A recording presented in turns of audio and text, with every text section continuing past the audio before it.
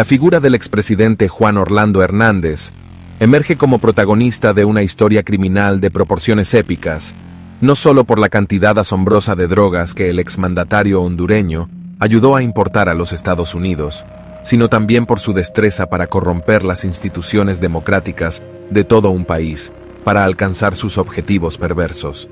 La verdad incriminatoria arroja luz sobre las sombras de las reuniones en las que el máximo líder del Partido Nacional participó con los narcotraficantes. Testimonios reveladores, instrucciones siniestras y frases perturbadoras de Juan Orlando Hernández salieron a la luz, pintando un cuadro macabro de su participación en el mundo del crimen. El 2012 fue un año decisivo en la carrera delictiva de Hernández. Durante una reunión con los hermanos Alexander y Hugo Ardón, líderes del cartel AA, se discutió el uso del ejército hondureño como una fuerza de seguridad para proteger a los Ardón y su lucrativa operación de narcotráfico de amenazas rivales. En un intercambio escalofriante, Hugo Ardón expresó su gratitud a Juan Orlando por brindarles esa seguridad militar, a lo que Hernández respondió con una frase siniestra: estamos en el mismo equipo. Pero la corrupción no se limitaba al ámbito de la seguridad para los cargamentos de drogas. En el mismo año, Hugo Ardón informó a Hernández sobre un soborno de $100,000 que los cachiros le habían entregado a cambio de aprobar contratos gubernamentales para el cartel desde su puesto como director del Fondo Vial. Hugo confesó a Juan Orlando su intención de utilizar ese dinero para financiar capacitaciones en apoyo a su campaña política presidencial. Con un tono cauteloso, Juan Orlando agradeció a Ardón, pero al mismo tiempo le aconsejó: tenga cuidado con esas donaciones. La ambición política y los oscuros favores continuaron tejiendo la red de corrupción en 2012.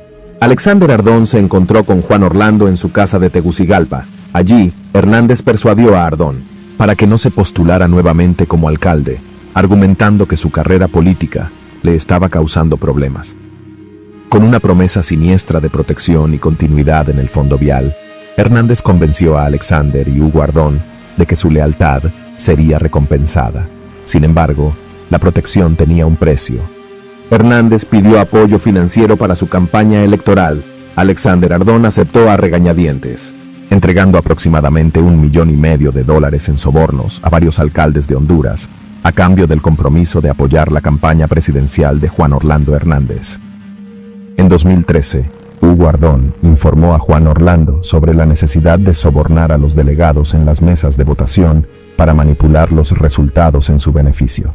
En una respuesta escalofriante, Hernández afirmó que el fin justifica los medios y que harían todo lo necesario para ganar.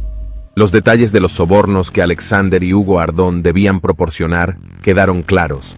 Juan Orlando aseguró a los hermanos que no se preocuparan, ya que él los protegería. La comunicación secreta a través de aplicaciones electrónicas entre Hernández y Hugo Ardón se convirtió en una práctica habitual entre 2012 y 2013.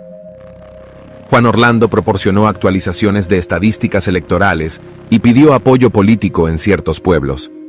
Alexander Ardón, finalmente, pagaba sobornos del narcotráfico para obtener ese apoyo.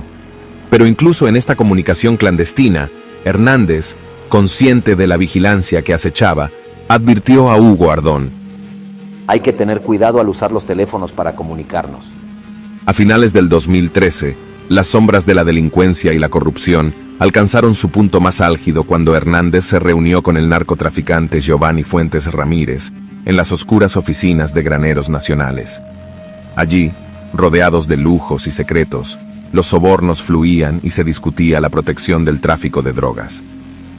En medio de ese ambiente corrupto, el aspirante a la presidencia de Honduras se sentaba alrededor de una mesa redonda, mientras una máquina de café y un pequeño bar con botellas de licor adornaban el escenario. Hernández reveló a Fuad Jarufe, dueño de Graneros Nacionales, su plan de permanecer en el poder durante al menos 25 años, asegurando que contaba con el apoyo de los empresarios. Con una sonrisa diabólica, declaró: el negocio es demasiado bueno como para dejarlo en 4 años.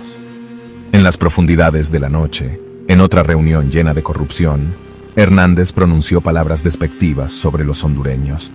Ante la presencia de Giovanni Fuentes y el alcalde de Choloma, Leopoldo Crivelli, afirmó con cinismo: Los hondureños son pendejos. Una carnita, una cerveza y ya te dan el voto. En medio de esa reunión clandestina, rodeado de oscuros personajes y flotando en un mar de ambición desmedida, Hernández dejó escapar una predicción audaz que resonaba en los rincones más oscuros de su mente retorcida. Cuando me convierta en presidente, susurró con una sonrisa maliciosa, seremos intocables. Aquellas palabras, cargadas de arrogancia y desprecio por la justicia, revelaron su creencia en que su reinado de impunidad estaba a punto de comenzar. En otra reunión en las oficinas de Graneros Nacionales, Hernández se jactó del saqueo a la seguridad social hondureña. Con desprecio y arrogancia proclamó: Estamos robando mejor que en los tiempos de Callejas, y nadie nos puede hacer nada. En su mente corrupta, la presidencia no era solo un medio para servir al país o mejorar la vida de sus ciudadanos. No, para Hernández, el poder era una herramienta para alimentar su ambición insaciable y establecer un dominio total sobre todos los aspectos de la vida política y criminal. Un sorbo de su bebida culminó con una escalofriante confesión. Entre susurros, Juan Orlando sentenció: Vamos a meter las drogas delante de las narices de los gringos y ni siquiera se van a dar cuenta. En marzo de 2014, el líder del cartel de los Cachiros, Leonel Rivera Maradiaga, se encontró con el alcalde y narcotraficante, Arnaldo Urbina Soto. Durante la conversación, Rivera Maradiaga denunció a la policía hondureña por su persecución a las propiedades pertenecientes a los Cachiros después de las designaciones de la OFAC en 2013. Pero Urbina Soto tranquilizó al líder del cartel, revelando que había discutido el asunto con Juan Orlando, quien le aseguró: Alcalde, no debe preocuparse por nada. Mientras los muchachos sean discretos, no habrá ningún problema. El problema surgirá cuando la gente no ejerza discreción. La protección al narcotráfico otorgada por Hernández se mantuvo firme incluso en años posteriores. En 2017, Mauricio Hernández Pineda llamó a Alexander Ardón para indagar si éste se había entregado a las autoridades estadounidenses. Pineda afirmó que Juan Orlando le había encargado investigar el asunto y, en el proceso, le había confirmado que no había ninguna orden de arresto o extradición contra Alexander Ardón y reiteraba su promesa de protección. Pero en 2019, la paranoia se apoderó de Juan Orlando Hernández. Hugo Ardón se reunió con un alcalde hondureño, quien le reveló las preocupaciones del presidente Hernández acerca de una posible traición por parte de Alexander Ardón. La amenaza fue clara. Si Hernández se veía comprometido, dañaría a Alexander Ardón y a Hugo Ardón. En el juego oscuro del poder, las lealtades se desvanecían y todos sabían que nadie estaba a salvo.